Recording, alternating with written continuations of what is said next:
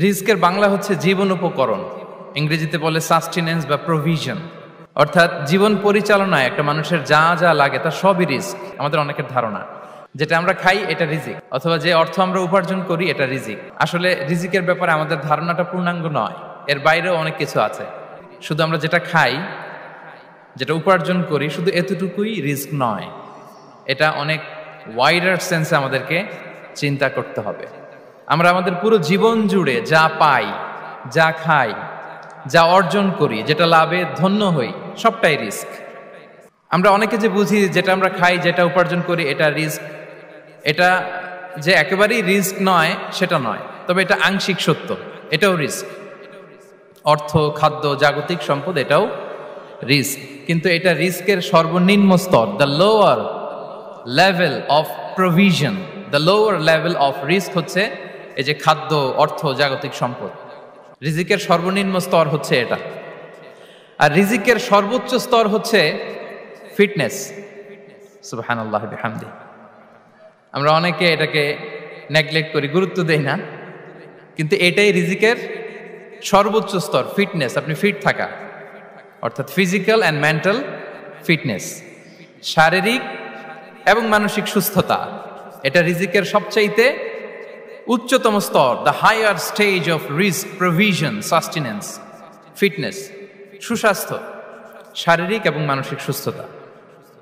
কারণ আমাদের স্বাস্থ্য যদি ভালো না থাকে, ফিজিক্যালি মেন্টালি যদি আমরা ফিট না হই, পৃথিবীর সব নেয়ামত আমার পায়ের সামনে হাজির করলেও আমি কিছুই উপভোগ করতে পারবো না। এজন্য এইটা সবচাইতে বড় রিস্ক।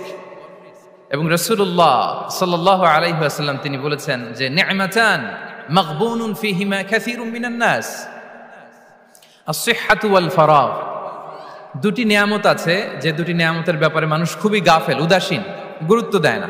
তার মধ্যে একটা হচ্ছে আস-সিহহা, সুস্বাস্থ্য, আর একটা হচ্ছে আল ফারাগ, অবসর।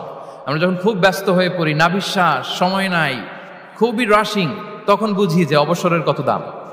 আবার আমরা যখন ফিজিক্যালি উইক হয়ে পড়ি, অসুস্থ হয়ে যাই, তখন বুঝি সুস্বাস্থ্যের কত দাম। তো রিজিকের সর্বনিম্ন স্তর হচ্ছে, প্রিয় ভাই এবং বোনেরা, খাদ্য, টাকা পয়সা, জাগতিক সম্পদ, এগুলা। আর রিজিকের সর্বোচ্চ স্তর হচ্ছে fitness, physical and mental fitness.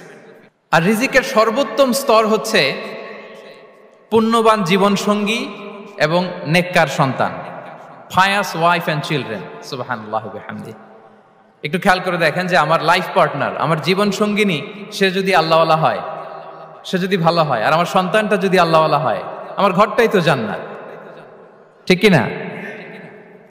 তো এটা হচ্ছে রিজিকের সর্বোত্তম স্তর। জীবন সঙ্গিনী সে যদি নেককার হয়, আল্লাহওয়ালা হয়, মুতিয়া কানিতা সে যদি হয়, আর আমার সন্তান, আমার চিলড্রেন, সেও যদি ফায়াস হয়, তাহলে আমার ঘরটাই হচ্ছে paradise, a piece of paradise in this দুনিয়া।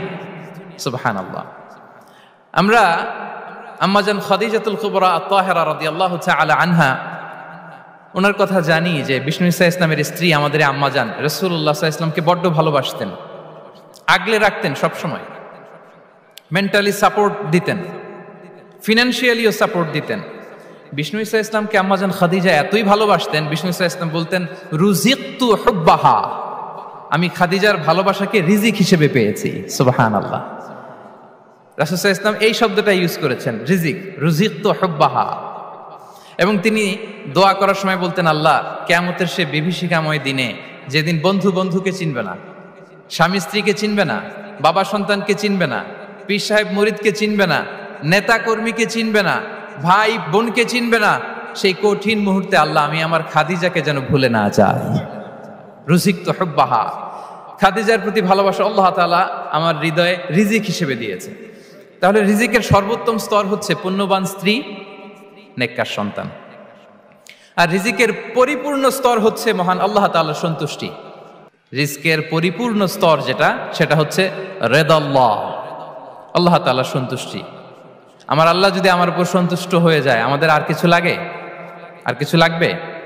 এটাই তো আমাদের এক্সপেকটেশন, এটাই তো আমাদের কামনা বাসনা, এটাই আমাদের ইচ্ছা যে আমার আল্লাহ আমার উপর সন্তুষ্ট হবেন।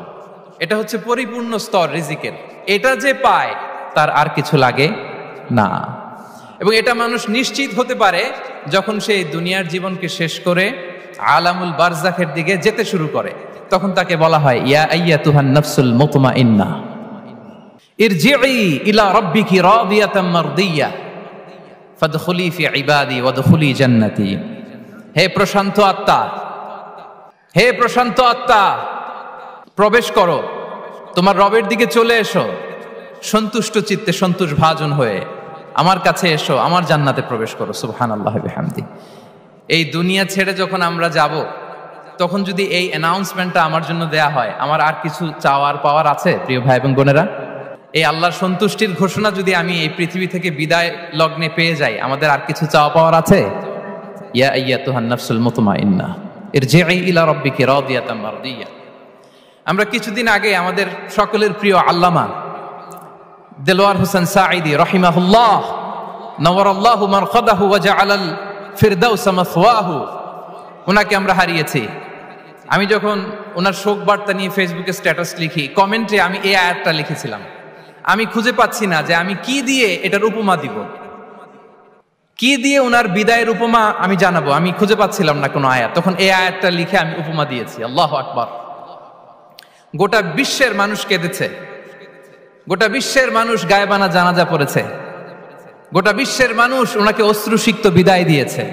From north to the south, from east to the west, the entire globe, মিন মাশারিকিল আরদি ইলা মাগারিবিহা, অশ্রুসিক্ত বিদায় তিনি পেয়েছেন।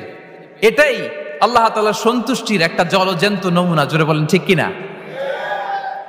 এর চেয়ে জলজ্যান্ত নমুনা আমার জীবদ্দশা আমি দেখিনি। এত মানুষের কান্না, কাবার গিলাফ ধরে কান্না, এভাবে ভালোবাসা প্রকাশ করা, এভাবে তার প্রতি তার জন্য অশ্রুসিক্ত দোয়া করা, কান্না জড়িত দোয়া, এটাই প্রমাণ করে যে আল্লাহ তাআলা ওনার উপর সন্তুষ্ট হয়ে গিয়েছেন। ওনার আর কি চাই? আমাদের আল্লাহর আর কি চাই? আর কিছুর দরকার নাই, ঠিক কিনা? এই যে পরম সৌভাগ্য, এরকম বিদায় নিতে পারা, এটা পরম সৌভাগ্য।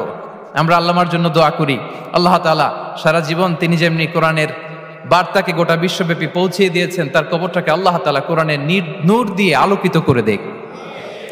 কোরআনকে আল্লাহ তাআলা তার কবরের সাথী বানাক। কোরআনকে আল্লাহ তাআলা তার কিয়ামতের দিন, in the day of judgment, তার পক্ষে শাহাদাতকারী হিসেবে কবুল করুন। সম্মানিত ভাই এবং বোনেরা, আল্লাহ তাআলার সন্তুষ্টি পরিপূর্ণ রিজিক। তাহলে আমরা যেটা ভাবি অর্থ, আমরা যেটা ভাবি সম্পদ, এটা রিজিকের সর্বনিম্ন স্তর। সর্বোচ্চ স্তর হচ্ছে fitness, physical and mental fitness. সর্বোত্তম স্তর হচ্ছে পুণ্যবান স্ত্রী, নেককার সন্তান। আর পরিপূর্ণ স্তর হচ্ছে আল্লাহ তাআলার সন্তুষ্টি। হাদিসে সবরকে বলা হয়েছে সবচেয়ে প্রশস্ত স্তর। আর সবর, পেশেন্স, ধৈর্য। রাসূলুল্লাহ সাল্লাল্লাহু আলাইহি ওয়াসাল্লাম বলেছেন, মা রুজিকা